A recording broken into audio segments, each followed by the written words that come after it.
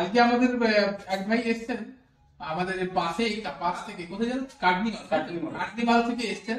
তো ওরা ওলা কিনতে যাচ্ছিল নাকি, ওলা কিনতে যাচ্ছিল। তো সেখান থেকে আমাদের বাউন্স শিল্পের একটু খবর পেয়ে কিন্তু বাউন্স নিতে চলে এসছেন। এবং ভাই কেমন লাগলো গাড়ি নিয়ে? হ্যাঁ গাড়ি ভালো। হ্যাঁ গাড়ি ভালো তো? হ্যাঁ গাড়ি দেখতে কেমন? দেখতে ভালো, প্রায় আছে, কোনো অসুবিধা। আর দামেও তো কম, দামও অনেক, দামেও অনেক কম, তাই না? মানে ওলা ক্যাটাগরির গাড়ি আছে, বরঞ্চ অনেক ইকোনমিক গাড়ি আছে, হ্যাঁ অনেক কিছু স্পেয়ার পার্ট যেগুলো পরে ভেঙে গেলে মানে খরচা লাগে সেটা কিন্তু অনেক কম আছে।